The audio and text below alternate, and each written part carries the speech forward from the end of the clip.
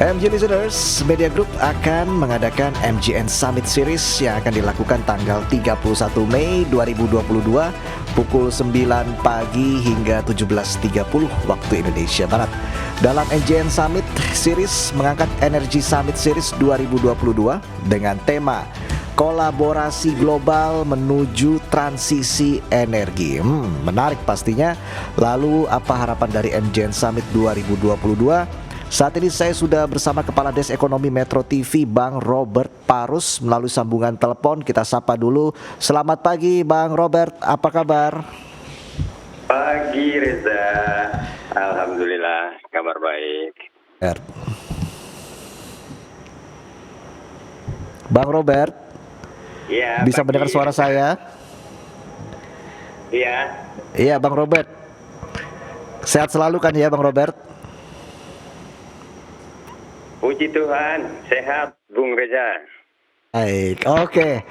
Kalau kita bicara soal kolaborasi global menuju transisi energi, ini temanya sih bagi saya ini berat sekali nih Bang Robert. Tapi kalau menurut Bang Robert ini apa sih Bang Robert, kolaborasi global menuju transisi energi? Memangnya kita sudah siap untuk melakukan transisi energi, Bang Robert? Begini, jadi ini kan kebetulan kita saat ini menjadi tuan rumah sekaligus ketua dari presidensi G20, kelompok 20 negara-negara dengan ekonomi terbesar dunia. Nah, salah satu pilar utama dalam presidensi G20 Indonesia ini itu terkait dengan transisi energi. Dua tema lainnya, pilar lainnya itu terkait arsitektur kesehatan global. Kemudian yang kedua itu terkait dengan transformasi ekonomi menuju ekonomi digital. Jadi dunia sekarang sedang dalam tren itu kira-kira Bung Reza. Jadi orang lebih memperhatikan lingkungan untuk menjaga suhu bumi itu di bawah, peningkatan suhu bumi itu di bawah 2% gitu. Nah, energi ini termasuk salah satu penyumbang emisi gas rumah kaca global selama ini. Maka saat ini kita harus mulai beralih dari yang selama ini kita biasanya nikmat dengan energi fosil seperti BBM, batu bara. Nah, sekarang tuntutan lingkungan hidup di sekitar kita ini mengharuskan kita untuk segera beralih dengan energi baru terbarukan. Itu kira-kira kita masih dalam proses transisi saat ini gitu. Oke, proses transisi ya Bang Robert. Tapi kalau dilihat dari peran pemerintah seperti apa Bang Robert sejauh ini? Kalau dari peran pemerintah, ya salah satunya kan sekarang ini memanfaatkan forum G20 ini untuk mengkampanyekan apa sebetulnya yang sudah dilakukan oleh pemerintah Indonesia gitu ya. Di sektor energinya ada banyak hal yang sudah dilakukan melalui misalnya BUMN seperti PLN di pembangkit listrik, kemudian Pertamina di sisi BBM-nya. Pertamina juga sebagai BUMN juga sudah banyak mengembangkan pembangkit listrik dengan energi bersih baru terbarukan seperti geotermal. Nah, di sisi PLN juga salah satu yang sedang jalan sekarang ini antara lain itu pensiun dini PLTU yang berbasis batu bara. Nah, di sini sejak sejak Agustus lalu, tahun lalu bahkan mereka sudah melakukan simulasi untuk menurunkan emisi karbon dari pembakaran batu bara untuk pembangkit listrik ini. Itu jadi Oke, nanti kita bahas itu lebih jauh lagi ya, Bang Robert. Tapi di samping saya juga saat ini sudah ada moderator MGN Energy Summit Series dan juga jurnalis senior, presenter senior juga, Leonard Samosir atau yang biasa kita sapa dengan Bang Leo. Selamat pagi, Bang Leo. Apa kabar, Bang Leo? Selamat pagi Bang Reza, pagi ini baik-baik juga. Pagi, Bung Oke. Leo. Pagi. Bang Leo, kalau tadi pertanyaan saya sama aja dengan Bang Robert ya, soal transisi energi. Memangnya Indonesia sudah siap untuk melakukan transisi energi? Mungkin dari pandangan Bang Leo ini seperti apa nih? Ya ini menarik sekali, lebih kepada teknis ya, maksudnya rinciannya. Reza, kalau tidak salah begitu ya Bung Robert dan para pendengar MG Radio. Pertanyaannya begini, niatnya baik, membersihkan penggunaan energi bersih, menggunakan energi baru terbarukan. Tapi pertanyaannya apakah bagaimana melakukan itu? Contoh misalnya kita punya batu bara banyak sekali ya. Angkanya itu puluhan bahkan ratusan miliar ton cadangan batu bara. Dan kalau kemudian batu bara yang dikategorikan energi tidak bersih ini diistirahatkan, kan PLN sebagai produsen atau perusahaan penghasil listrik itu diminta untuk mempensiunkan kalau tidak salah lebih dini beberapa PLTU-nya. Nah itu bagaimana kemudian batu bara ini bisa dipakai? Kan ada teknik yang katanya membuatnya lebih bersih, liquefied atau apa begitu ya, mungkin Robert yang lebih tahu. Nah tapi pertanyaannya ketika ada proses-proses tambahan seperti itu, kan itu ada biaya. Ujung-ujungnya kan sebagai produsen harusnya larinya ke harga produk. Apakah itu kemudian membuat listrik kita menjadi lebih murah? Iya sih bersih, tapi kalau mahal bagaimana? Lalu kita punya BUMN energi Pertamina yang harusnya sudah lebih banyak lagi dibandingkan PLN mulai menggunakan energi baru terbarukan. Tapi kan kenyataannya cadangan minyak dan gas kita kan juga masih banyak. Nah hal-hal seperti ini yang sebenarnya ingin kita ketahui di Energi Summit besok, supaya kita semua, para pemangku kepentingan, pemerintah, swasta juga, dan kita masyarakat bisa tahu bagaimana kita membersihkan udara kita, alam kita, tapi tidak dengan mengosongkan kantong kita. Kan kalau itu tekniknya cukup rumit sepertinya ya.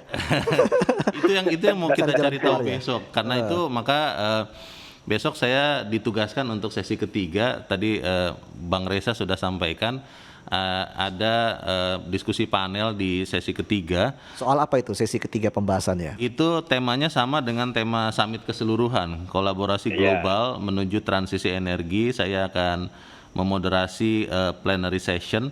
Itu rencananya besok jam Jadi sebenarnya banyak juga dibahas ya. 4. Banyak. Tiap sesi itu dilakukan salah satunya soal energi terbarukan ini. Iya. Nah, kalau kita bicara juga soal energi terbarukan ini kan sebenarnya Indonesia sudah mulai beradaptasi dengan energi-energi yang terbarukan. Misalnya ada kincir angin juga di Sulawesi kita tahu. Lalu LTB juga itu.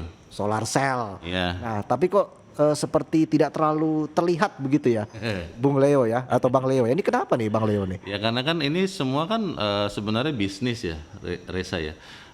Yang disebut dengan bisnis kan dengan usaha semurah mungkin, mendapat laba sebesar mungkin kan begitu ya.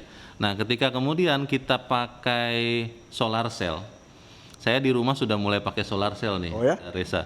Walaupun untuk lampu-lampu taman ya, itu lumayan menghemat, tapi sayangnya barangnya masih impor semua. Wow. Dan harganya masih lumayan mahal. Untuk daya sekitar 50 watt lampu sorot solar cell itu harganya di e-commerce itu masih sekitar 500 ribuan, 400 ribu, 500 ribu, dan umurnya kurang lebih 1 tahun saja.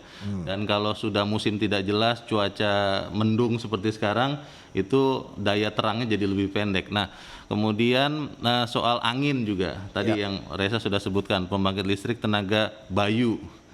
Saya baru tahu karena saya bukan orang Jawa, begitu saya baru ngerti. LTB ya. Iya. Nah itu juga pertanyaan juga, apakah angin-angin itu bisa benar-benar konsisten menghasilkan listrik?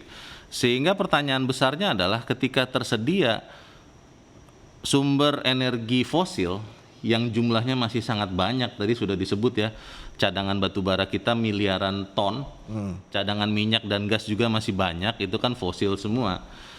Dengan biaya produksi yang lebih murah daripada energi baru terbarukan, maka kan logika normalnya adalah ya perusahaan termasuk BUMN, termasuk Pertamina dan PLN tentunya akan lebih mudah menggunakan energi fosil ini. Tapi di sisi yang lain kan kita sudah bersepakat, Indonesia bersepakat di COP tahun lalu juga di Skotlandia untuk membersihkan bumi ini.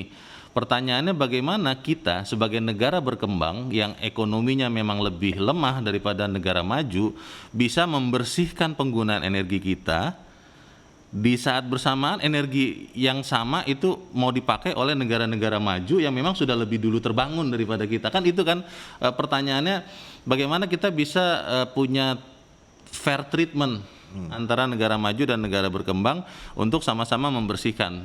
Contoh begini deh, dulu kan di Eropa, di Amerika Serikat itu hutan juga masih banyak ya.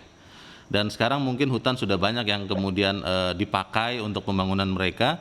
Dan akhirnya mereka sudah jadi negara maju, kita masih negara berkembang, kita diminta untuk memperlakukan yang sama dengan negara-negara maju ini. Tantangannya berbeda juga dong pastinya ya? Pasti, ketika kita masih punya banyak bahan bakar minyak fosil, kita masih butuh pekerjaan banyak, kita bicara itu juga kan. Ketika kemudian semua energi baru terbarukan ini modern, efisien, ujung-ujungnya kan tenaga kerja tidak banyak terserap. Iya. Nah itu kan pertanyaan juga bagaimana soal itu. Nah inilah yang harusnya kita cari tahu, teknisnya seperti apa, termasuk perdagangan karbon. Itu kan juga katanya negara-negara yang mengurangi emisi karbonnya akan mendapat kompensasi dalam tanda petik dari negara-negara maju. Tapi prakteknya seperti apa? Apakah kemudian itu benar-benar sudah terjadi? Itu kan pertanyaannya. Oke, baik. Saya ke Bang Robert lagi.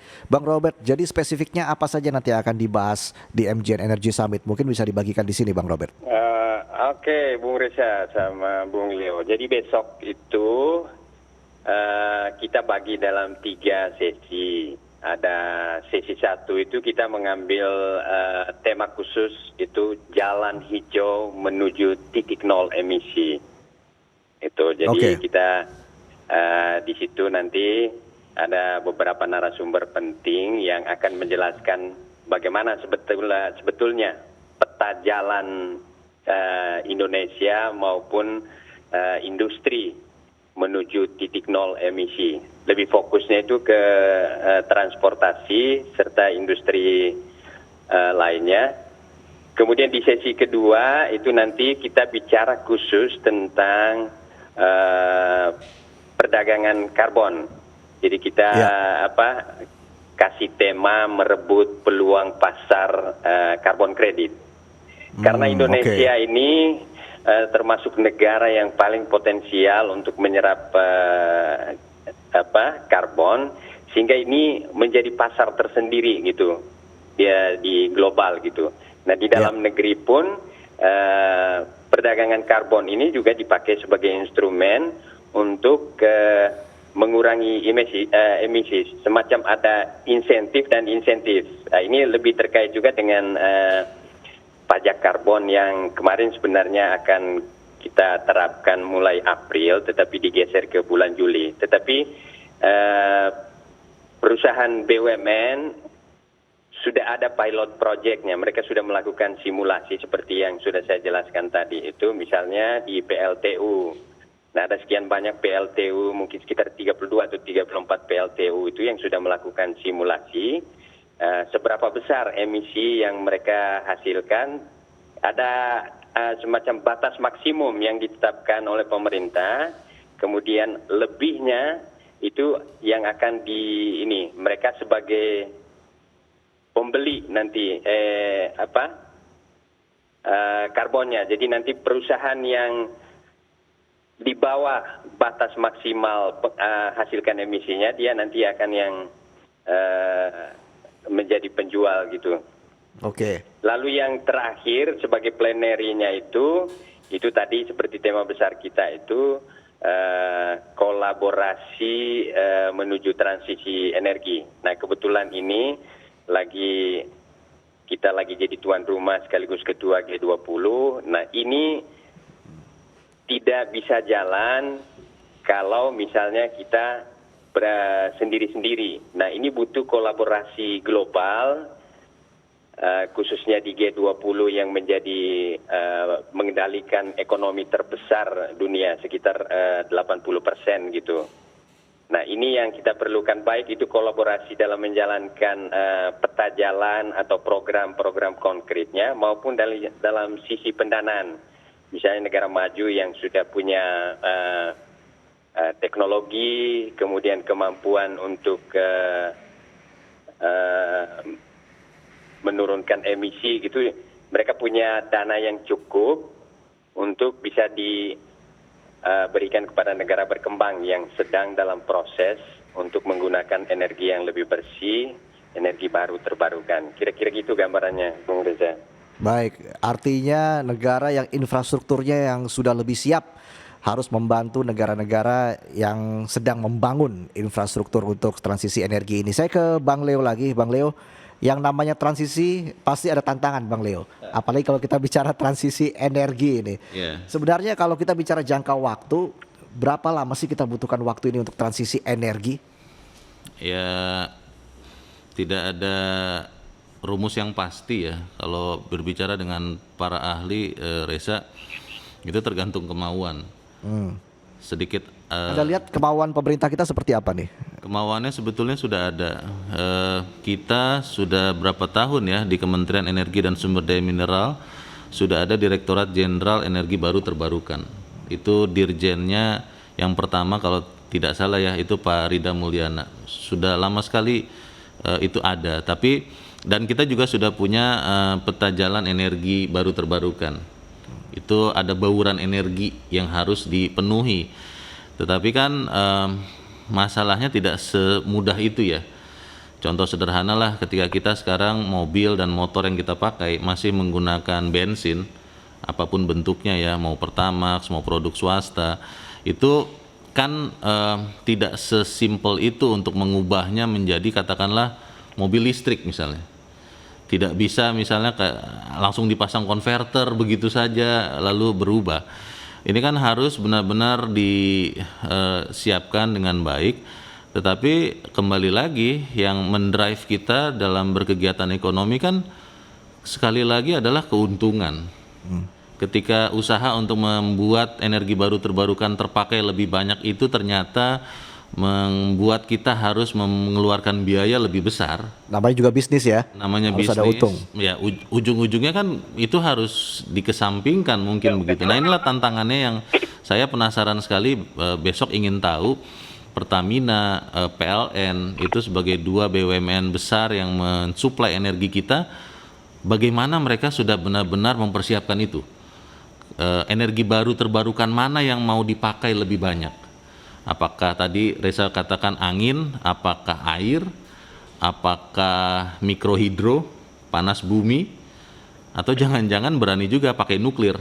Wow. Siapa tahu begitu Siapa tahu kan? ya. Siapa tahu, karena sebetulnya kalau bicara nuklir itu kan yang paling bersih dan paling aman sebetulnya kalau kita bisa memastikan standar tinggi penggunaannya. Tetapi kan katanya itu menjadi masalah besar bangsa Indonesia, standar disiplin tinggi untuk melaksanakan pengamanan atau prosedur itu. Oke. Gitu, baik, mungkin pertanyaan terakhir ini untuk kedua narsum senior saya pastinya. Dari Bang Leo dulu. Bang Leo, apa yang bisa kita manfaatkan dari presidensi G20 ini agar kolaborasi global menuju transisi energi ini bisa tercapai ya? Baik itu transisinya mau cepat maupun lambat, yang penting kan kita menuju ke sana. Yeah. Apa yang diharapkan dari presidensi G20 ini? Kalau soal presidensi G20 dan kaitannya dengan membersihkan bumi, saya sederhanakan begitu ya, penggunaan energi bersih baru terbarukan adalah harus ada contoh konkret bagaimana pemerintah, katakanlah lembaga-lembaga pemerintah,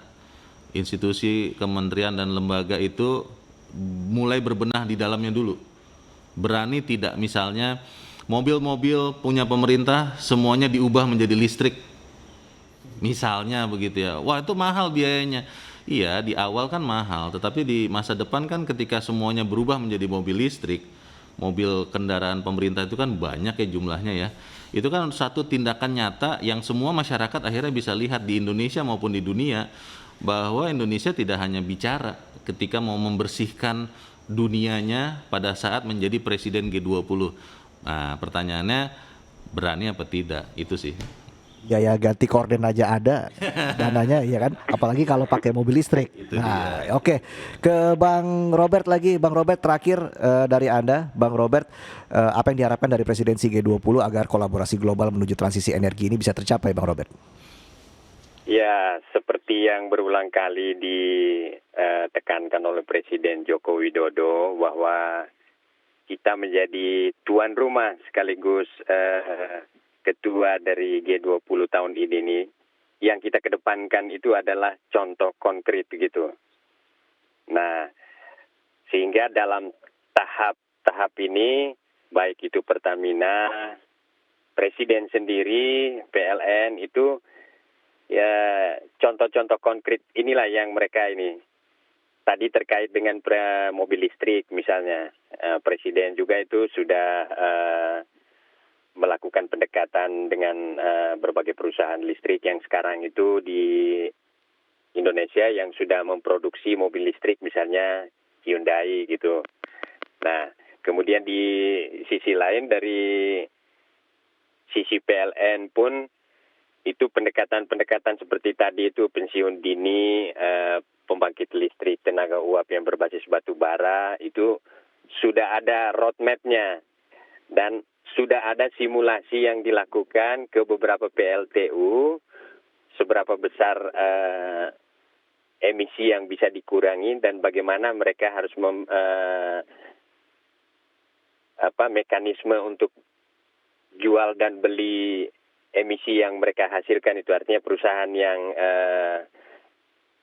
menghasilkan emisi lebih dari batas atas itu mereka harus istilahnya membayar gitulah. Gitu. Nah, kemudian di sisi lainnya contoh-contoh konkret yang ini misalnya soal biodiesel. Nah, selama ini kan Indonesia itu sudah berinisiatif untuk mengembangkan biodiesel sampai B30 bahkan sudah B50 dan bahkan ada yang 100% dari minyak sawit yang nanti akan dikembangkan. Nah, ini beberapa contoh konkret yang kita harapkan bisa menjadi contoh gitu bagi negara lain untuk sama-sama mempercepat kita dalam proses transisi menuju energi baru terbarukan gitu. Baik, semuanya nanti akan dibahas dalam NJN Energy Summit Series 2022 besok tanggal 31 Mei. Terima kasih Bang Robert Parus dan juga Bang Leonard Samosir sudah bergabung bersama kami di MG Radio Network. Sukses selalu dan sehat selalu. Terima kasih Bung Reza. Sama-sama. Baik, oke MG listeners, selesai jeda kami akan update informasi terkini, tetaplah bersama kami di Morning Traffic.